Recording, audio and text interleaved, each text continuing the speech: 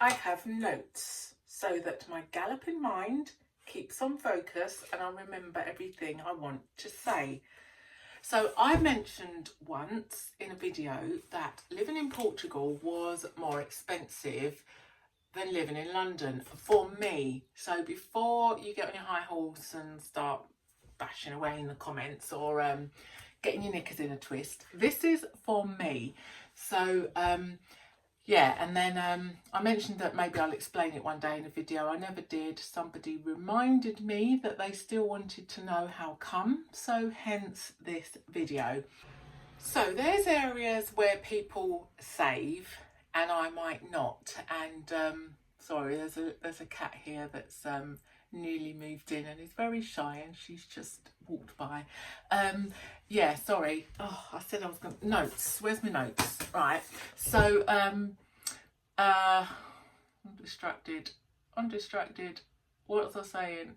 Yeah, so there's areas where people would save, and it also depends on where you're coming from, where you are, what country you are coming from to come to Portugal. It's not cheap, not cheaper for everybody.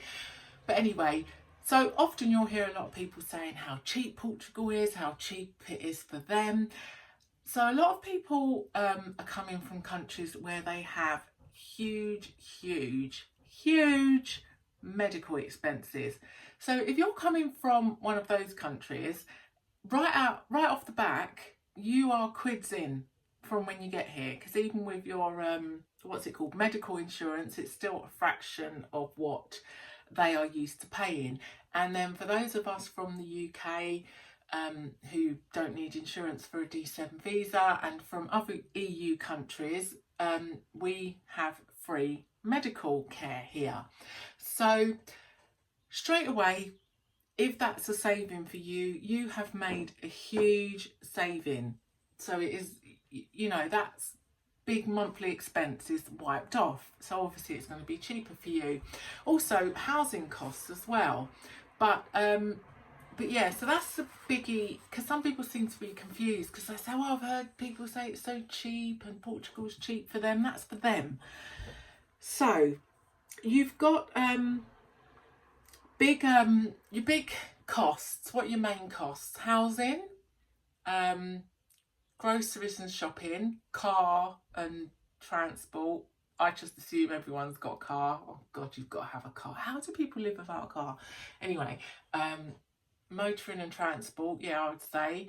And utilities. And did I say shopping? I think so. Anyway, so let's do them one by one. Housing. Oh, and before I start, I must say this is nothing to do with the recent sort of hikes in rent or the cost of living. I keep a spreadsheet. I have done for about at least 4 years, and I write down every single penny that I spend. Seriously, at the end of the day, I come home, even often as soon as I step in the door, I quickly get my laptop out and put whatever I've spent on my spreadsheet. So yeah, none of this is to do with recent price rises. Housing. So housing, I think, generally from where many people are coming from, probably is cheaper in Portugal. But for me, I'd paid off my mortgage, so I didn't have any mortgage payments, any rent payments. So that's a monthly cost. I know I'm house sitting now, but I was renting when I first got here. So that was a monthly cost that I didn't have before. Plus, it's actually negative for me because I used to have a lodger, and in the UK, if you've got a live-in lodger, it's tax-free income. So I have lost that income. You know, my home, I've always made my homes work for me. So I have lost that monthly income. So not only is housing now cost, I know I'm house sitting, but actually what I spend in tolls and fuel, I could rent a place for what I spend on fuel and tolls. But anyway, so apart from now that I'm house sitting, and But that comes with a lot of expense, actually. You'd be surprised when you're moving around. That's another story. So that's housing, where many people may be saving a lot and not seeing that big expense every month, whereas I don't see that. It's not the same for me. The second thing is the car and motoring. You may or may not know, but I love my car, and I've always loved my car, and in times where I have been economically challenged, the car will always be the last thing to go. I love my freedom. I love my car. I love moving around and going places. So, you've probably heard motoring is expensive here. The tolls are expensive. The speeding fines are expensive. Hence why I prefer just to stick to a motorway, because I know it's 120 and I'm not going to be done to the varying speed limits on the non-toll roads. So the fuel's quite expensive. Cars to buy are expensive, even though I didn't have to buy my car because I imported it. There was all the import charges. Road tax. Oh my God, road tax. My road tax in the UK was £30 a year, which is what, maybe about 34 euros, £30 a year. In Portugal, my road tax for the same car is €235. Insurance is probably about the same. It's more expensive for me because it is more expensive on an imported car, apparently because of insurance scams that people pull on imported cars because of the value difference. Not quite sure how that works, but apparently it is. Yeah, so insurance is probably about the same. Just to let you know, when it comes to, my insurance, did I say, where's my insurance? Oh yeah, my insurance was, what was my insurance? Oh, so my insurance is, just to say, I have, because I'm a good driver, over 30 years, no claims bonus.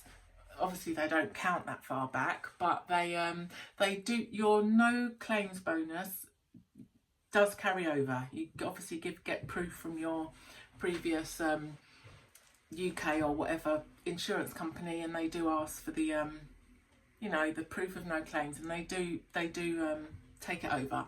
So my insurance, €360, fully comp, on a 2015 Skoda Yeti, which is a 2-litre diesel. So that's insurance.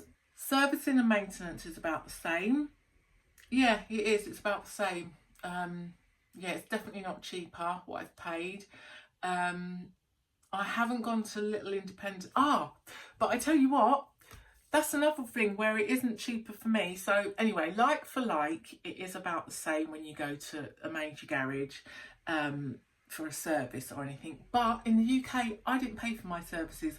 My good friend is a mechanic. He did all my services, and I only had to pay for parts. So right off the back, my car servicing is more expensive. Yeah, I was a bit shocked when I paid for a service, because I haven't paid for a service for years. But it is like for like. It isn't any cheaper, but I do feel that you get a better level of service. I feel so anyway. Others may not agree. And tyres. I've spent over €400 on tyres, because the first time I got a flat, the tyre couldn't be repaired. I needed a new tyre, but because you can't have different threads, you have to match the threads. Not on all four, but just on the two at the front, two at the back have to match. So because obviously they didn't have the thread of tyre that I had to get two new tyres, and then the same happened. Yeah, because I had my obviously UK tyres. Yeah, and then the same happened on the back. When I got a puncture on the back, I had to get two new tyres because I had to match the thread. Hopefully now, because I've got Portuguese tyres, I should be able to get the same tyre again. But yeah, that was very expensive. So each puncture cost me double because I had to get 2 tyres. I hope that makes sense. I'm sure I could have said that in a lot fewer words. Right, shopping and groceries. I feel this is a big one because there are so many variants. So why? Oh my God, I spend a fortune on grocery shopping. I mean, one, I eat a hell of a lot. So my food bill is always going to be big. But yeah, I spend a lot of money on groceries because of my lifestyle and factors. Anyway, so we'll go into why it is so much more expensive. Now, firstly, supermarkets. They are more expensive than the UK. Now, I have proof. Lee and Mandy over at Frugal Travellers did a like-for-like shopping basket in Lidl to see one in the UK and one in Portugal at the same time, because they had another YouTuber doing it in the UK for them. They bought the same items and they were surprised that UK is cheaper. I was not at all surprised because I noticed as soon as I landed here, because I know prices, you know, I'm not someone that, I know my prices. So I noticed as soon as I landed here that the supermarkets and like-for-like items were more expensive. So that's that. Having said that, I know a lot of us come to Portugal for a certain lifestyle. Well, not a lot of us, some of us. So supermarket shopping may not necessarily be included in that lifestyle. So for me, when I settle down, I definitely want to grow my own. I used to I was very successful in berries, blueberries, strawberries, raspberries. It's so nice to just go in the garden, pick some blueberries and have them on your breakfast bowl from your very own garden. Not only do they taste better, but berries are expensive. They cost a lot. Blackberries, I always used to go wild picking in the UK and fill up my freezer with blackberries. It kills me when I've got to get a tiny little punnet of blackberries or raspberries or blueberries for like, you know, 3, 4, even €5 if you want the organic ones. So that's something I will not be buying when I am not gallivanting around Portugal, staying in other people's houses. And the same with, I eat a lot of greens, and I like to get organic greens. Spinach, you know, lettuce leaves need to be organic. It's not good the way they put them in them little bags of the gases. Anyway, so I will grow my, you know, I used to grow my own kale, my own spinach. I will be growing that myself, and you can grow that all year round. So I'd be saving there. So that's why that's more expensive now, but it doesn't necessarily always have to be like that. The other thing is markets. You can shop in markets in Portugal. I can't, because market day will often be, you know, I would have just missed it. So I'll arrive somewhere and I've just missed market day, because with market day you tend to get things in volume, and then I need a fridge and space in the fridge to store it in, which I often don't have.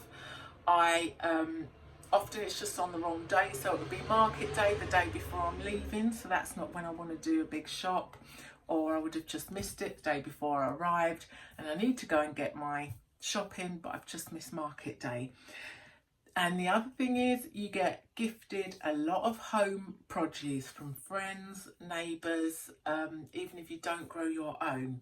So that is somewhere where you can save, and I will save when I'm in one place, but I can't do that at the moment.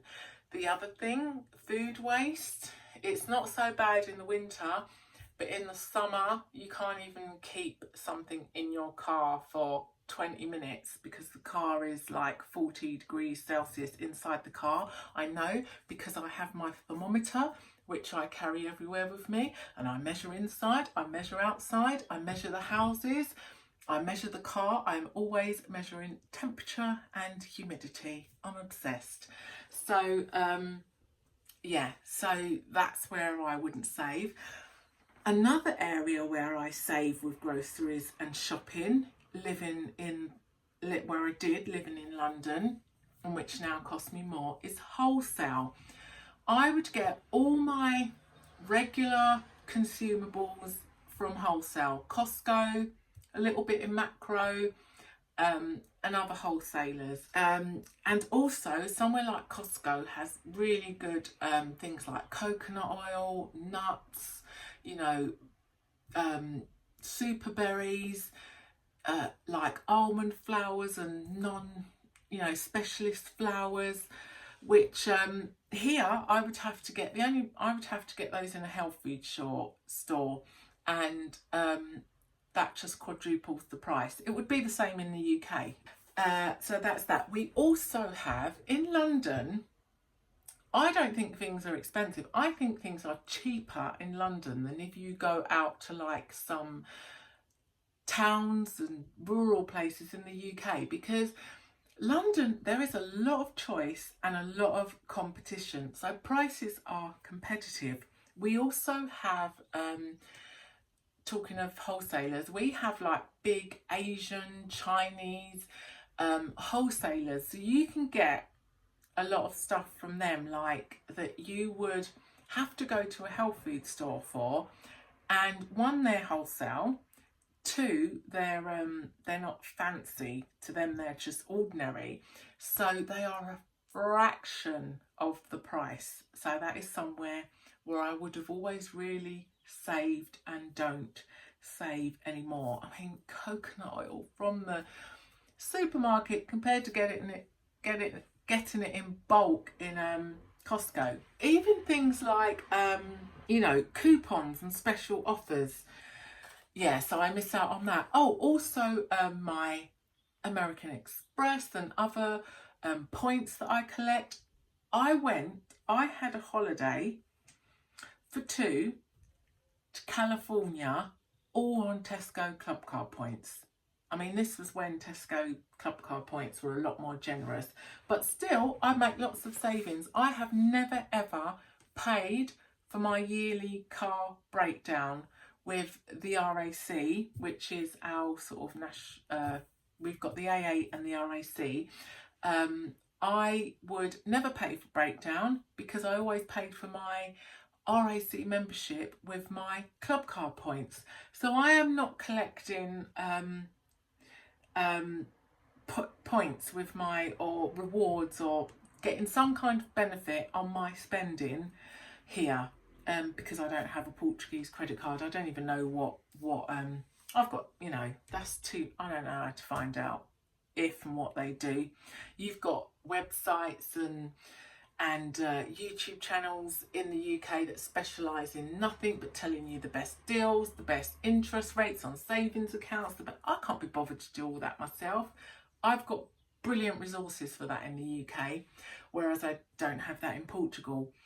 Also, even so, if you saw my last video, I explained that one of the reasons I came back to the UK was to do some clothes shopping, because I am 6'1" tall and can't get my clothes from ordinary shops, so I do a lot of mail order. But when you're mail ordering on the computer, there's a little plugin you can get, and it will do you ever do this, right? When you're shopping and you're quite happy with the price and quite happy with what you're going to buy, and then you get to the checkout and it says, if you've got a discount code, put it here, and you're like, I just can't quite press pay because the thought that there might be a discount code and I'm not getting it. Well, there's a plugin that you can put on your browser that will scrape the internet for discount codes and put them in, and it has happened to me several times here. What I forgot actually, I was shopping away and I forgot, and then I used a different browser on my laptop and remembered I had that plugin, and straight away, 20% off, even if it's just 10% off, 25 quid here, 25 pounds here, 10 pounds there, that over a year, 2-3 years, over time, good savings. So yeah, I feel like I could. I'm sure there's more when it comes to shopping, and yeah, I know. I know some of you are going to be thinking about PG tips. I don't have to buy PG tips in Portugal. Luckily, I've got a good supply. Thank you to some of you beautiful people who have brought them over for me. Hazel brought me a load, which I'm good for PG tips. I haven't had to spend like €5 on a bag of tea bags yet in Portugal, and the day I do, I will give up. I will give up decent tea. And sorry, other good brands are available, like Yorkshire tea is good as well. The other area where I'm gonna where I know that people save and where I don't necessarily save, I'm gonna call this bit lifestyle. So a lot of people talk about eating out and wine and alcohol being really cheap, and they really enjoy a meal out and a glass of wine for a fraction of the price. Well, I don't drink and I don't like eating out. So I'm actually in the wrong country because I don't drink, I don't like eating out, I don't like pastries, and I'm trying to give up coffee. So yeah, people often say a coffee and a pastry is the price of what we would just pay for, you know, one coffee alone. Even sometimes a couple of coffees and a couple of pastries can be what you would pay for one coffee in the UK or the States. So that's another area where people save, where I don't save because I don't do that. Yeah, I'm kind of living in the wrong country. I do like olive oil. Oh yeah, there was something else which I wanted to say. And it's like, there's another sort of stealth cost. I call it like, no, I don't call it that. Actually, I'm sure it was Driven Spice on her YouTube channel that was talking about this. She calls it the immigrant tax. And someone was like, what? We get taxed extra? No, it's just like this. How did she call it? You don't know what the hell you're doing cost. Because things just cost more because you don't know what the hell you're doing. Which definitely, I think about a year when you settle down. I mean, probably sooner if you stay in one place, but there is a cost that comes with being new, not knowing stuff.